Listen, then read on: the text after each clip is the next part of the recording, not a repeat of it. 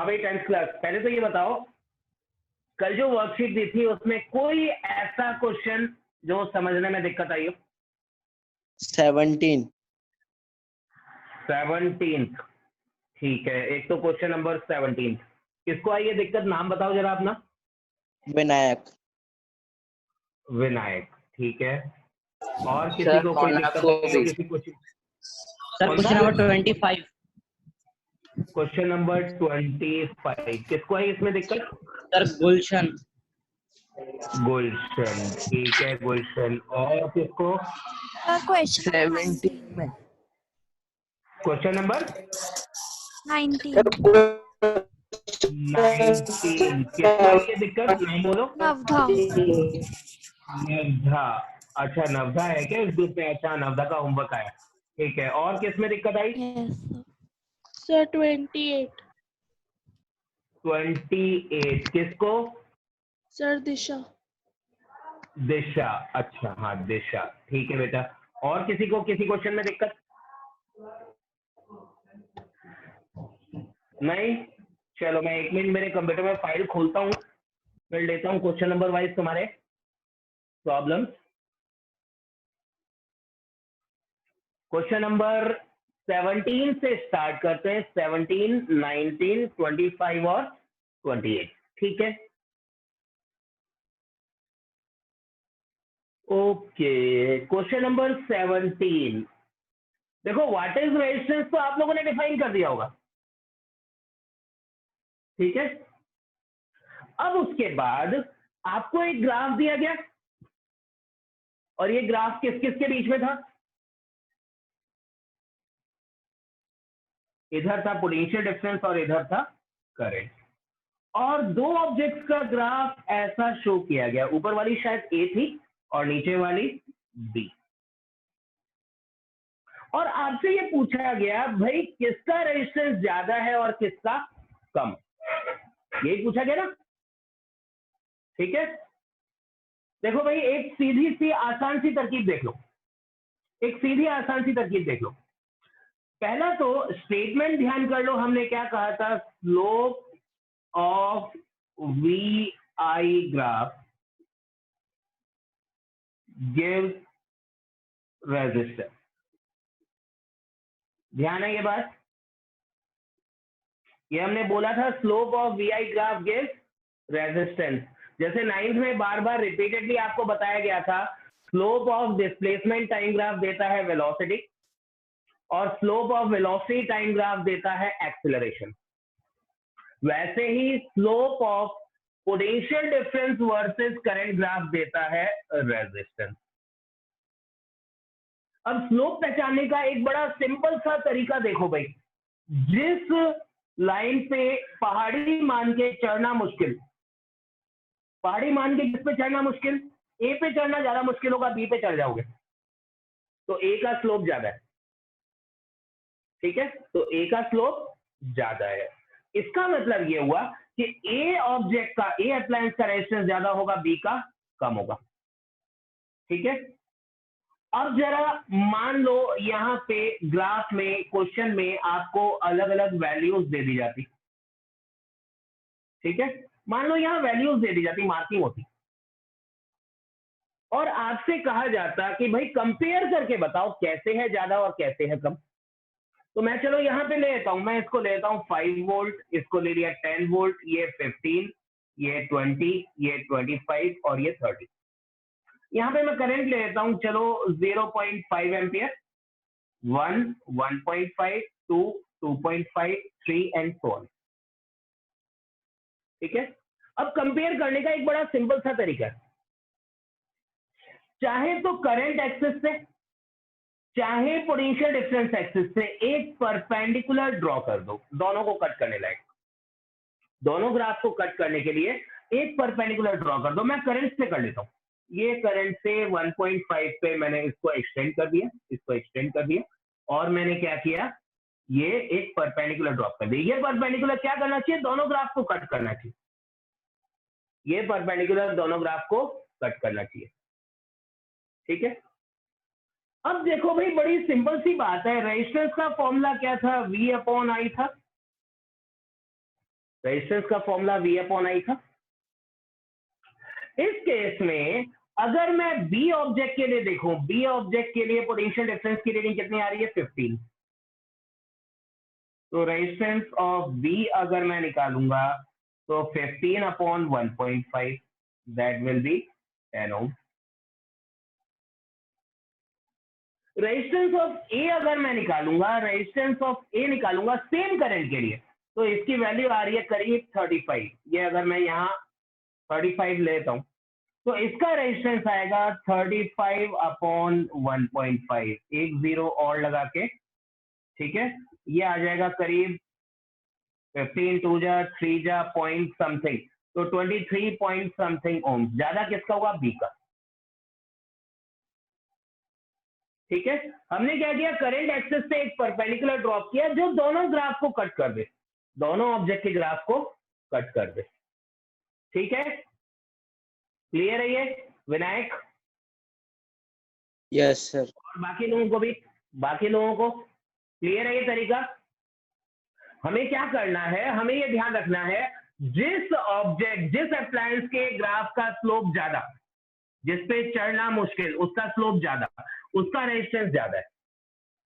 लेकिन ये तभी है जब V यानी पोटेंशियल डिफरेंस हो y एक्सिस पे और करंट हो x एक्सिस पे। अगर इस ग्राफ को टीचर घुमाना चाहे और टीचर कहे भाई करंट यहां आ गया, पोटेंशियल डिफरेंस इधर आ गया, और दो ऑब्जेक्ट का ग्राफ आपको दे दिया जाए, उल्टी कर दी जाए एक्सिस, एक्चुअल एक्सिस वैसे V वर्सेस I होती है, V होता है Y पे, I होता है X पे, लेकिन अगर एक्सिस घुमा दी जाए तो जिसका स्लोप कम उसका रेजिस्टेंस ज्यादा। ठीक है, तो क्वेश्चन देखते समय ये जरूर देख लेना, अगर करंट है एक्स एक्सिस पे तब तो ज्यादा स्लोप वाले का रेजिस्टेंस ज्यादा, लेकिन अगर पोटेंशियल डिफरेंस है एक्स एक्सिस पे तो कम स्लोप वाले का रेजिस्टेंस ज्यादा। क्लियर होती है बात? पक्का? चलो जरा 19 देखते हैं क्या था।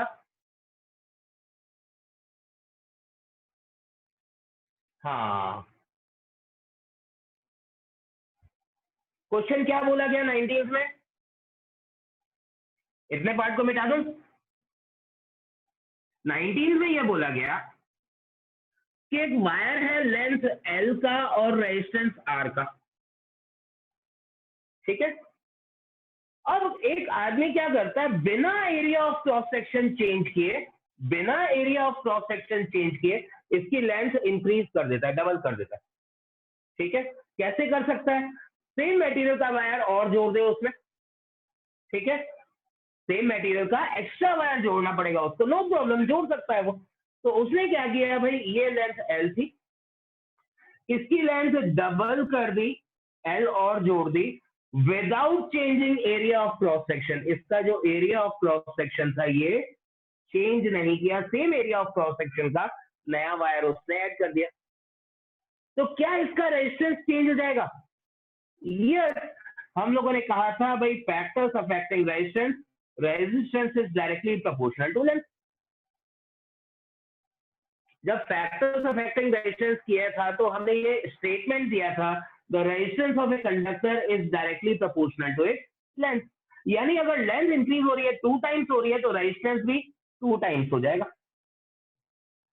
अगर area of cross section change नहीं हुआ है, material of the wire change नहीं हुआ है, तो रेजिस्टेंस विल बी डबल्ड। तो resistance will increase or decrease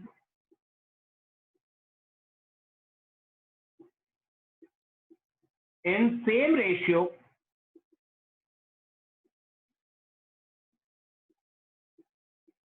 in which length is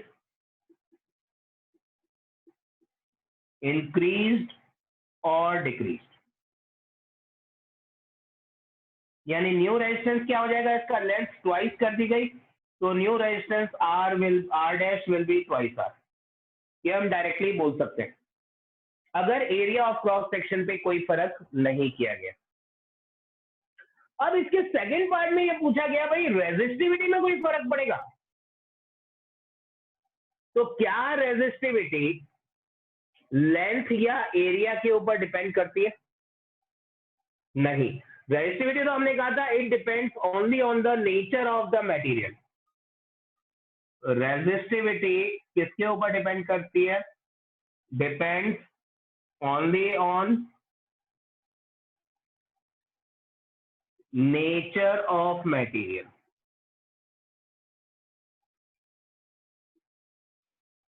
तो अगर मटेरियल चेंज नहीं हुआ है तो रेजिस्टिविटी कभी भी चेंज नहीं होगी। ये बात बिल्कुल अच्छी तरह दिमाग में बैठा लो। Resistivity will change only when material is change. Resistivity तभी चेंज होगी जब मटेरियल चेंज होगा, वरना नहीं होगी। क्लियर है? तो पहले पार्ट का आंसर होगा what will be the effect on its resistance? The resistance will be doubled and resistivity of the wire will remain unchanged till its material is not changed. Now that clear है ये? Sir. हाँ, बाकी सबको कोई दिक्कत इसमें? ठीक है, चलो क्वेश्चन नंबर 25 देखते हैं।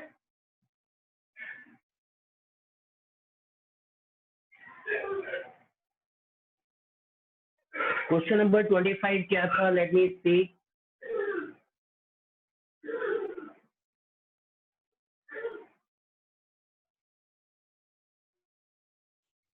हेलो,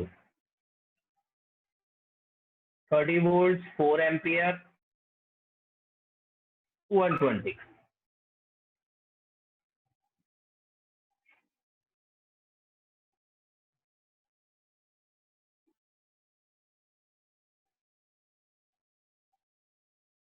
क्वेश्चन क्या था? जब हीटर के टर्मिनल्स के अक्रॉस 30 वोल्ट पोटेंशियल डिफरेंस है, 30 वोल्ट है पोटेंशियल डिफरेंस, करंट ये ड्रॉ कर रहा है 4 एम्पियर। ठीक है, what current will it draw when the potential difference is 120 volt? दो तरीके हैं इसको करने के। पहला तरीका तो है Ohm's law. First method is Ohm's law. Ohm's law ने क्या बोला भाई? V is directly proportional to current. बोला ये, यानी V upon I will be constant. Class 8 में डायरेक्ट वेरिएशन के क्वेश्चन जिस तरीके से किए थे, बिल्कुल वो वाला तरीका यहाँ पे अप्लाई कर सकते हो। यहाँ पे आप कह सकते हो भाई 30:4 will be the same proportion, that means equal to 120:I। Ohms law ने यही तो बोला, the current flowing through a conductor is directly proportional to the potential difference applied across it, and conductor same है तो इनका proportion fix रहेगा, ratio same रहेगा। ठीक है, अब यहाँ पे भले ही तरीका वो लगा दो, product of means equals to product of extreme, जो क्लास 6 से लगाते आ रहे हो, भले इनका अपॉन में लेके इक्वल कर दो। तो यहाँ पे आप कर सकते हो 30/4 इक्वल्स टू 120/I। अब I निकालना है, यहां से निकाल दो, I विल बी 120/30 मल्टीप्लाइड 4, ये आ जाएगा 16 एम्पियर। पहला तरीका तो ये। ठीक है, दूसरा मेथड क्या है? दूसरा मेथड ये है भैया, मैंने आपको एक चीज बताई थी, अगर मटेरियल यानी कॉइल आप चेंज नहीं कर रहे हो तो उसका रेजिस्टेंस सेम रहेगा। Resistance of heater coil remain same.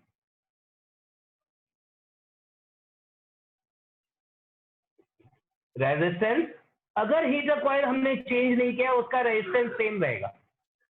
तो पहला जो केस हमें दे रखा है 30 वोल्ट 4 एम्पियर, इससे हम निकालेंगे रेजिस्टेंस। कैसे? R इक्वल टू क्या था? V/I, यानी रेजिस्टेंस इसका आ गया 30/4 ओम। ठीक है, अब उसके बाद हमें करंट निकालना है यहाँ पे रेजिस्टेंस हमें मालूम पड़ गया भाई 30/4 है इस कॉइल का। तो करंट निकालने के लिए हमारे पास यही ओम्स लॉ कहती है I equals to V by R, I equals to V by R. V इस बार अप्लाइड कितना है 120 अपॉन R कितना है 30 और ये इधर 4, सेम वही कैलकुलेशन आ जा रही है 16 एम। क्लियर है? ये सिंपल तरीका है।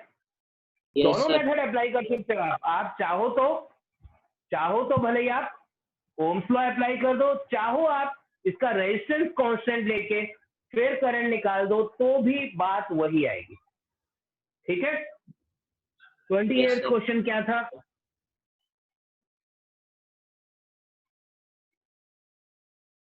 वाह वाह, इसका तो मैचिंग एग्जांपल एक मैंने कराया था।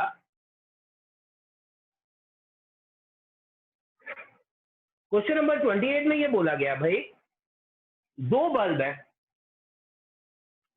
है, एक तो है 100 वाट 220 वोल्ट रेटिंग का, दूसरा है 60 वाट 220 वोल्ट रेटिंग का।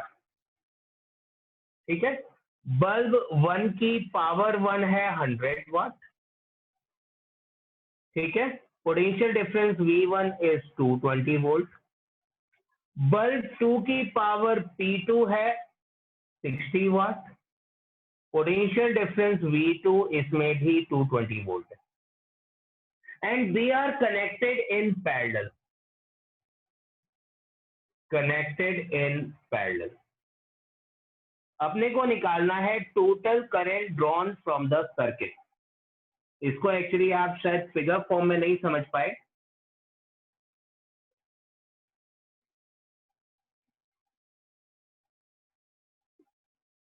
फिगर फॉर्म में ये कुछ ऐसा है, ये 100 वाट का है, ये 60 वाट का है, ये 220 वोल्ट सप्लाई है। आपको करंट ड्रॉन निकालना है।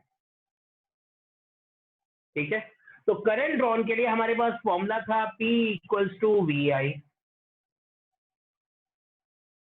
यानी I should be equal to P upon V, I should be equal to P upon V। ये करंट हम दोनों का अलग अलग निकालेंगे। अलग अलग निकालने के लिए पहले I1 निकाल देते हैं। I1 कितना होगा, पावर कितनी है पहले की 100 वाट, पोटेंशियल डिफरेंस कितना है अप्लाइड है 220, ये आ गया 5/11 एम्पियर। सेकेंड में करंट कितना आएगा, पावर 60 अपॉन 220, ये आ जाता है 3/11 एम्पियर। एंड क्योंकि पैरेलल में हमने कहा था भाई पोटेंशियल डिफरेंस सेम रहता है, करंट ऐड होता है, तो टोटल करंट I निकालने के लिए हमें सिर्फ I1 प्लस I2 करना होगा। दैट मीन्स 5/11 प्लस 3/11 करेंगे, that is 8/11 ampere current will be gone. Clear है? ये कोई कंफ्यूजन इसमें? ठीक है, राइट। चलो आज हमारे पास नया टास्क ये है कि आज मैं न्यूमेरिकल्स आपको दूंगा और देखता हूं किसका आंसर जल्दी आता है, सही और जल्दी।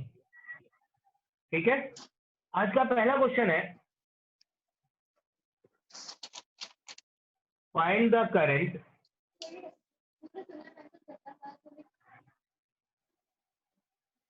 through a coil of resistance 10 ohms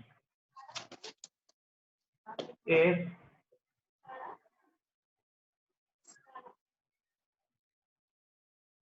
it produces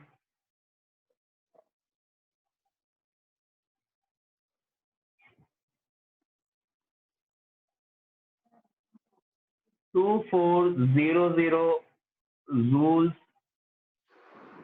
of heat in 1 minute। एक कॉइल है जिसका रेजिस्टेंस है 10 ओम, और ये प्रोड्यूस कर रहा है 2400 joules of heat in 1 minute. इसका आपको इसमें से कितना करंट फ्लो कर रहा है ये आपको फाइंड आउट करना है। ठीक है, आई की वैल्यू निकालनी है। देखें किसकी आती है पहले।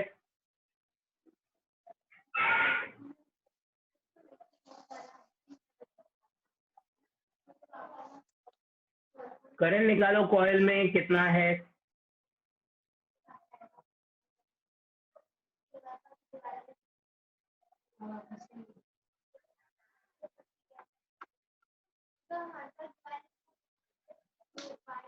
हाँ, कितना एम्पियर आया, कितना।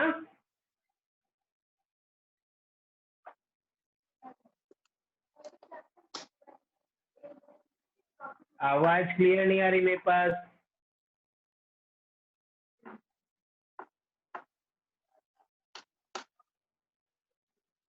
आया किसी का आंसर। सर हाँ, सर 2 2 Yes, sir, एम्पियर 2 किसका है, नाम बताओ अपना। सर नाम गुलशन बताओ। सर गुलशन, गुलशन का आंसर सही है भाई, 2 एम्पियर आएगा। बाकी लोगों का Yes, sir, 2 ampere. किसका आया। Sir, Harsh. हर्ष का आ गया पक्का। कौन सा Yes, फॉर्मूला sir. लगाया, Sir, फॉर्मूला कौन सा H is लगाया equal. Harsh. Sir, H is equal to I square RT. H equals to I square R T, बिल्कुल ठीक है, यही फॉर्मूला लगेगा।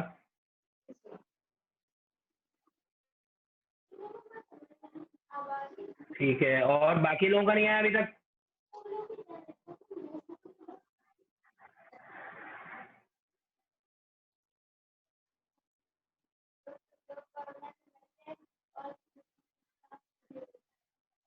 बाकी लोगों का नहीं आया क्या।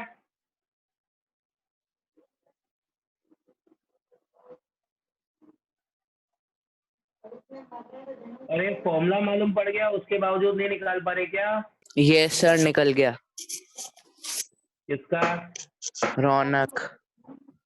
रौनक, ठीक है, और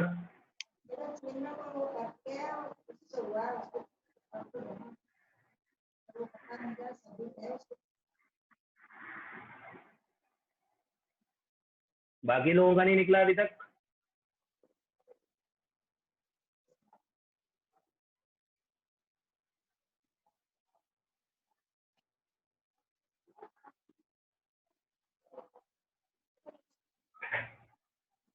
अरे भाई इतनी देर क्यों लग रही है बाकी लोगों को। Heat equals to I square sir, आ आर गया। टी ये फॉर्मूला था। ठीक है, अब आप लोगों ने क्या है 1 मिनट को 1 ही ले लिया होगा, इसलिए गड़बड़ हो रही होगी।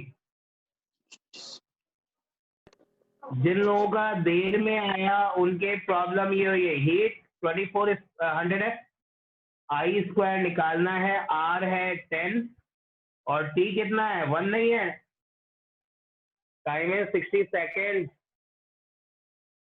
60 सेकेंड इज द टाइम। ठीक है, अब इससे आप आई स्क्वायर निकालने के लिए इन दोनों को यहां लेके आओगे तो I square will be 2400 upon 10 into 60। कर दो जीरो कैंसिल, 6 से कर दो 4 टाइम्स, आई की वैल्यू आ गई 2 एम्पियर। इतना सिंपल आसान सा क्वेश्चन था, ये नहीं हुआ तुम लोगों से, शर्म की बात है। चलो एक और करके बताओ।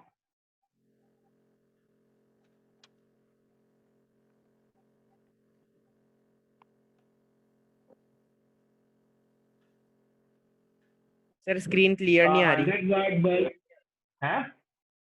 Sir, screen Screen clear नहीं clear आ नहीं रही, आ रही? blur आ रही. सर बहुत ब्लर आ रही थी। एक मिनट एक मिनट एक मिनट। सर अब सही हो गई। हो गई क्या। Yes, sir, अब Yes, सही हो sir. गई. वो नेटवर्क में प्रॉब्लम, नेटवर्क में थोड़ी सी प्रॉब्लम रही होगी, बाकी तो क्लियर है यहाँ पे। हाँ आ भाई, गई sir. 100 watt bulb, 100 watt bulb and 4 60 watt bulbs are used for 2 hours per day. Find the bill amount for 30 days at rupees 4.50 per unit. Per unit का रेट आपको 4.50 दे दिया गया. साथ में आपको बताया गया 100 वाट बल्ब है and 460 watt bulb. They are use for 2 hours per day. ठीक है. 30 डेज का बिल अमाउंट निकालना है. Very important pattern question. जल्दी से निकाल के बताओ, देखें किस किस का आप पता है.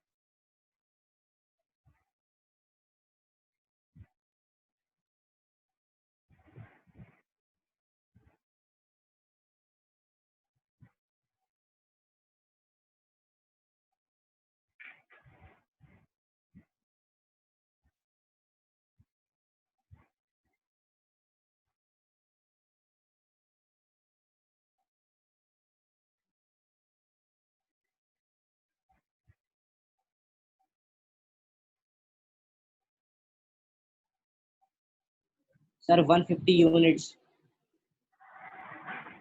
150 यूनिट्स कैसे आ जाएगा डियर? Sir, 9.6. कितने? 9.6 यूनिट्स. Very good. किसका था ये आंसर? था. Navdha. Very good Navdha. 9.6 units तो इलेक्ट्रिकल एनर्जी कंज्यूम्ड है. अब इसका बिल अमाउंट भी निकाल के बताओ.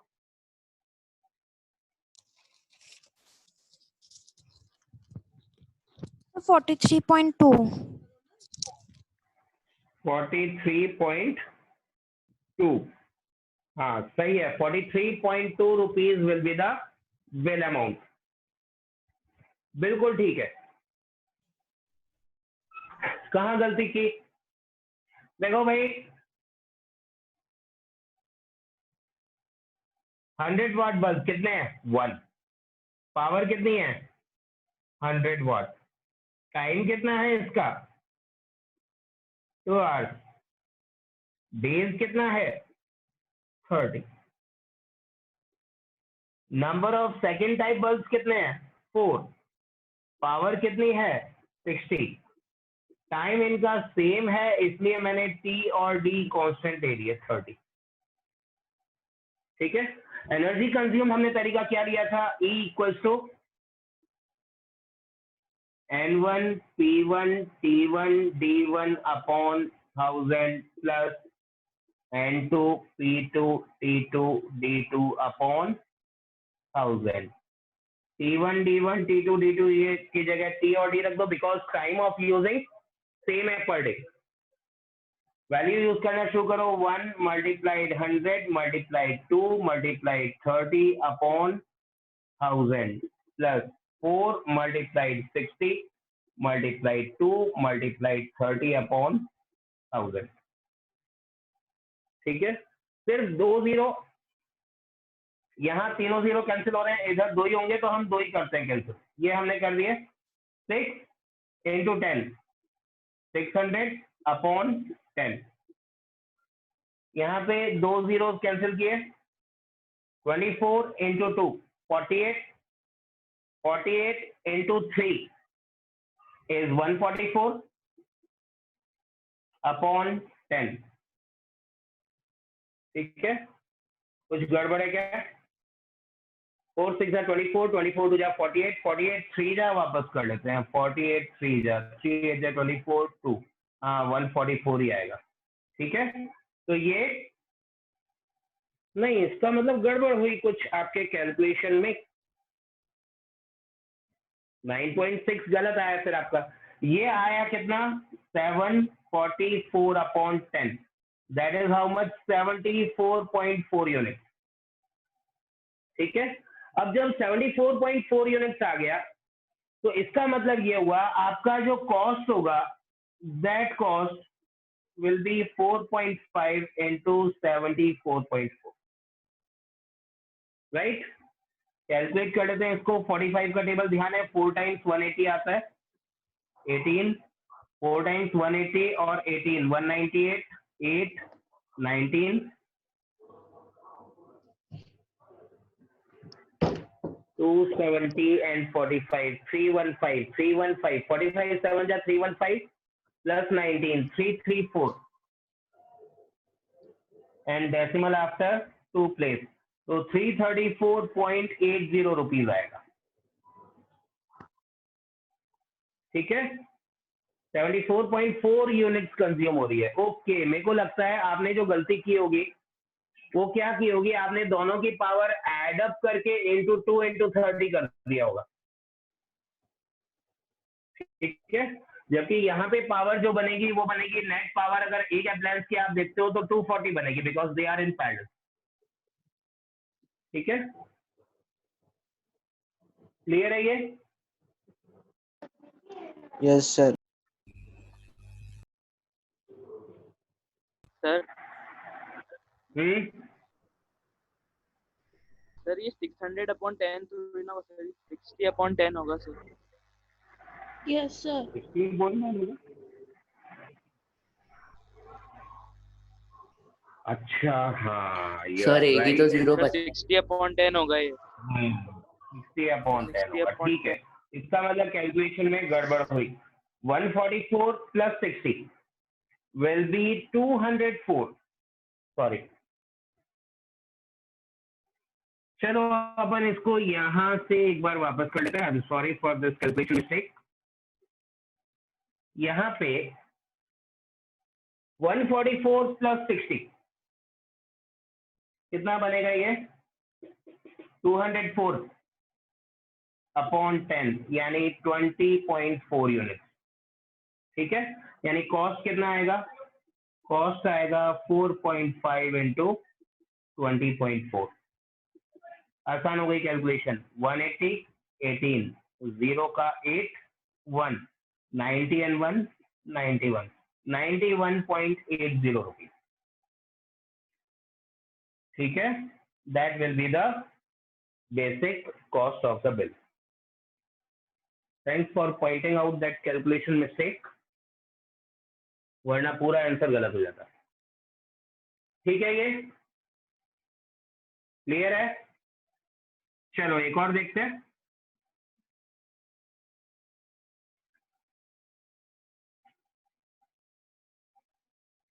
Okay, question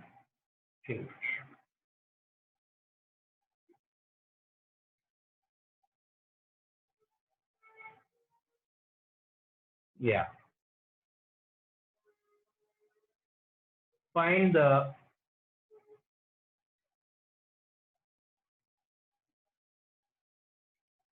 equivalent power of the